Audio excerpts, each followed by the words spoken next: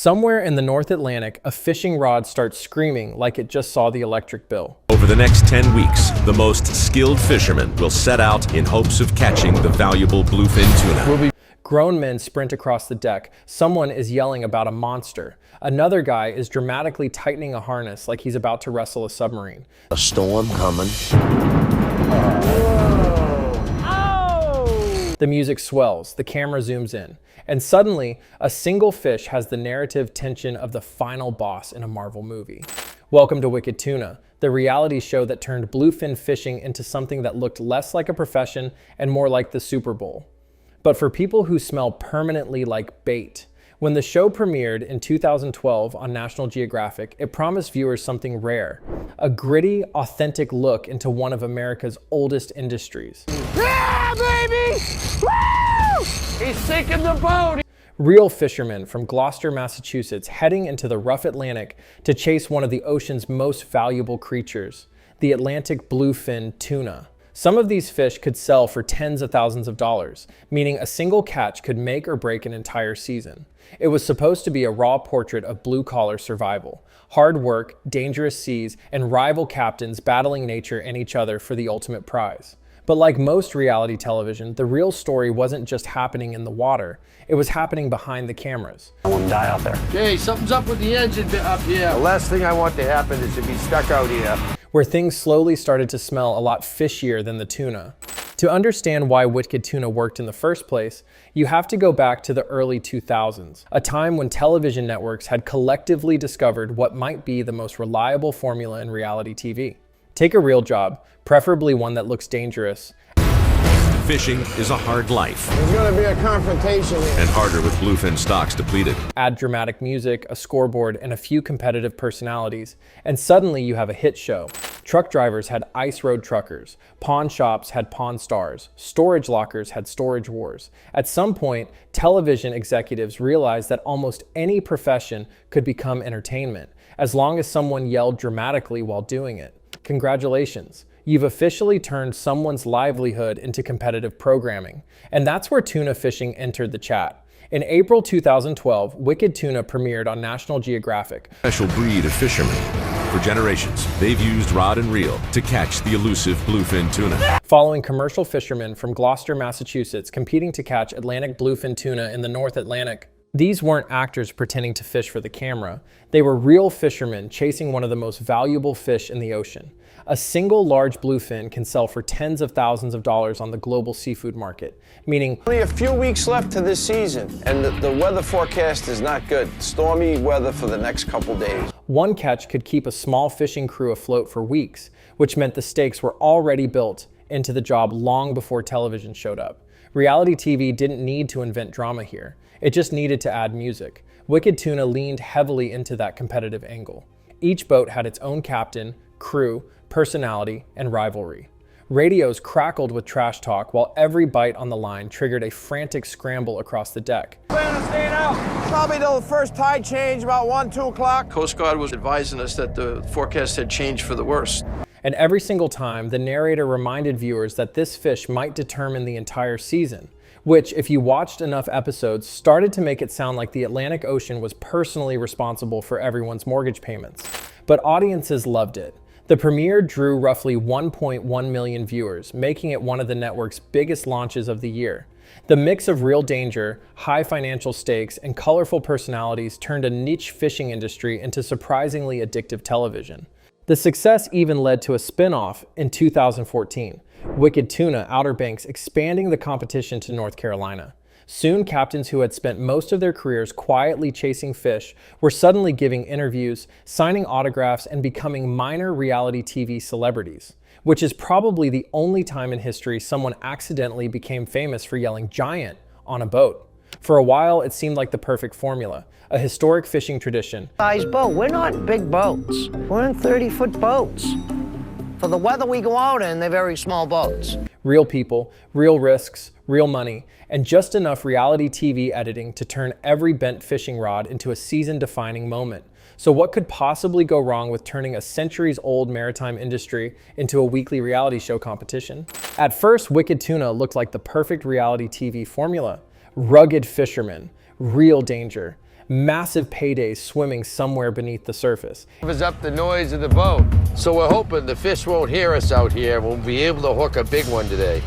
It had everything a network executive could want: competition, tension, and just enough shouting to make every episode feel like a championship match. But there was always one small problem quietly lurking beneath the surface. It's gonna be a crazy day out here today. Fish. Because Atlantic bluefin tuna isn't just valuable, it's also one of the most controversial fish in the ocean. For years, environmental groups had warned that bluefin populations were under serious pressure from global demand. Conservationists had spent decades trying to protect the species from overfishing, which made one thing feel slightly ironic. The network, famous for documentaries about protecting wildlife, was now airing a weekly competition about catching it. To critics, the optics were strange, almost like Animal Planet launching a new reality series called Hunt the Last Panda. Marine scientists and conservation groups started asking uncomfortable questions. Did the show glamorize the harvesting of a threatened species? I dropped 500 on the trip yesterday, and I'm out here today spending 500 again. Let's just hope it pays off. Could it increase demand for bluefin tuna? And was a channel built on nature documentaries really the best place to turn it into competitive entertainment? National Geographic pushed back. Producers emphasized that the American bluefin fishery is one of the most tightly regulated in the world. Strict quotas, licensing systems, monitoring programs designed to prevent overfishing. Some experts even argued the show might help conservation by educating viewers about sustainable fishing practices. And for a while, that explanation mostly worked. The show kept growing. Rivalries got louder. The captains became characters. Episodes leaned harder into the idea that every single fish might determine the fate of an entire season. This fish could change everything. If we don't land this one, we're finished. That's a giant. If you watched enough episodes, you started noticing something interesting. Their feeding habits intensify on rough oceans, and it gives us, as the fishing boats, a better chance to catch them. Apparently, every fish in the Atlantic Ocean had the power to save someone's entire business. But eventually, the problem started moving from the ocean to the headlines. In 2015, one of the show's most recognizable captains, Paul Hebert of the boat Wicked Tuna, was indicted for fraud. Investigators discovered he had collected roughly $44,000 in Social Security disability benefits while actively working as a commercial fisherman, which might not have raised eyebrows if millions of viewers hadn't already watched him hauling massive tuna onto a boat on national television. It created the kind of bureaucratic paradox that probably made someone at the Social Security Administration spit out their coffee. Apparently, Paul was too disabled to work, but still physically capable of wrestling a 600-pound fish while a camera crew filmed the entire process in high definition. Hebert eventually pleaded guilty and received 4 years of probation and a fine.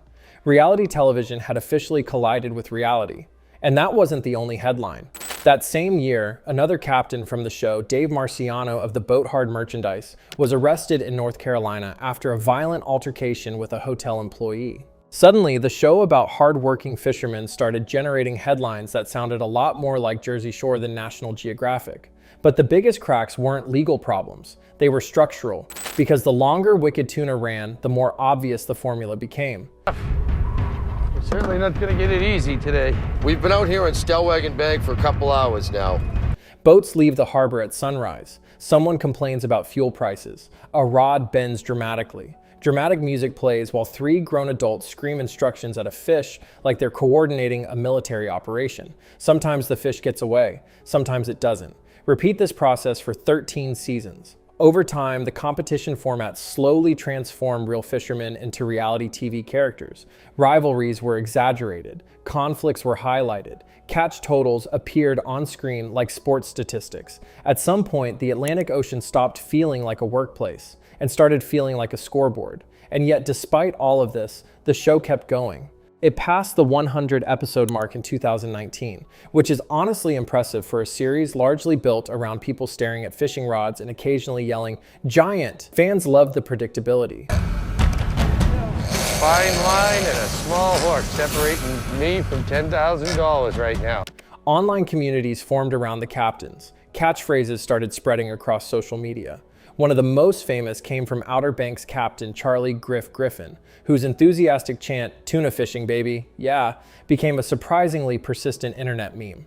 But behind the scenes, the world around the show was changing. Cable television audiences were shrinking. Streaming platforms were taking over. Reality TV itself was becoming louder, faster, and more chaotic just to compete for attention. Oh, yeah. We haven't had a fish yet this year that took that much line.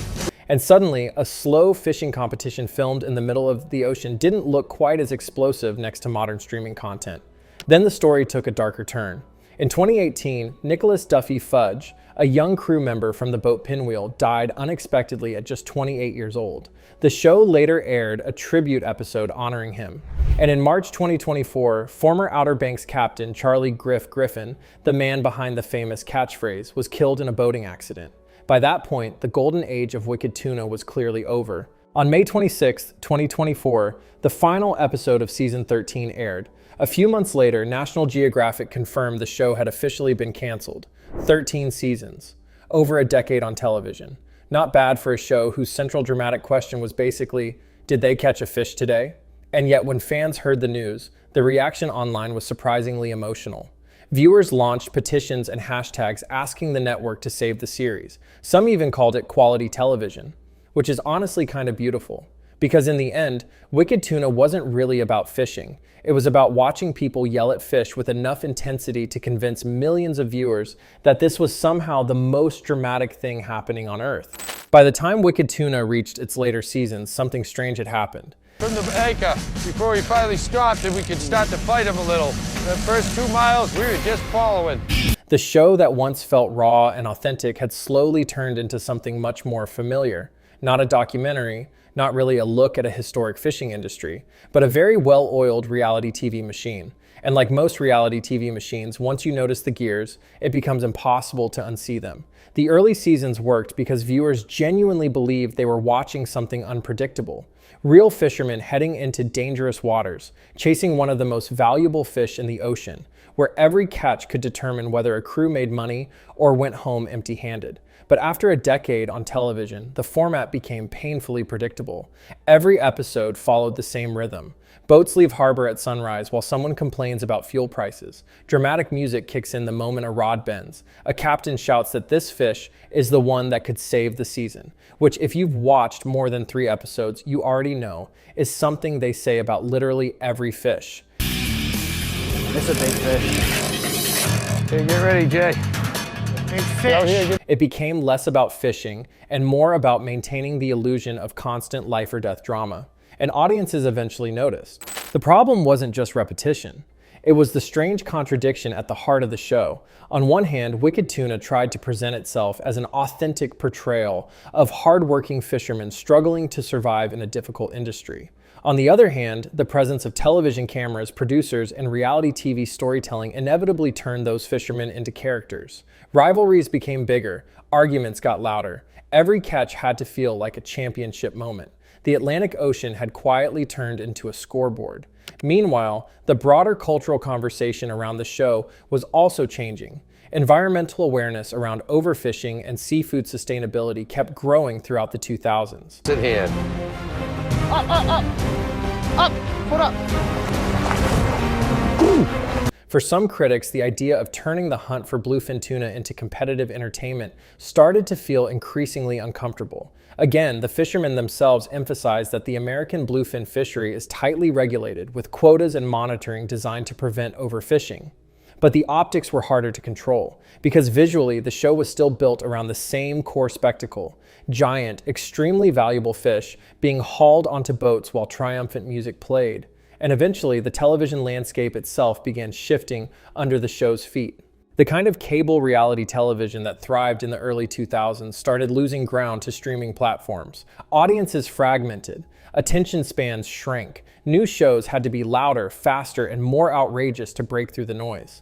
A series about patient fishermen waiting for tuna simply couldn't compete with the chaos of modern streaming content. I still can't believe Marciano managed to get a big fat tuna, and we still haven't seen anything. Ratings slowly declined, and programming strategies at networks like National Geographic and its parent company Disney began to shift. After 13 seasons, the decision was finally made in 2024 to end the show.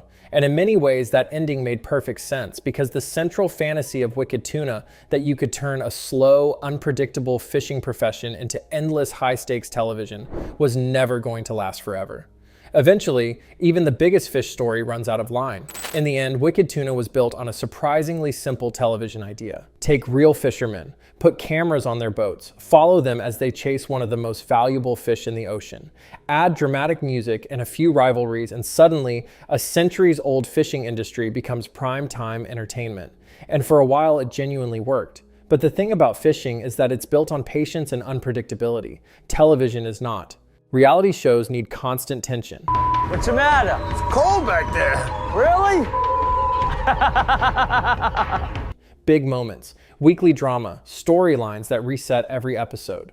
Real fishing doesn't always cooperate with that. Sometimes the ocean is quiet. Sometimes the fish don't bite. Sometimes the most exciting thing that happens all day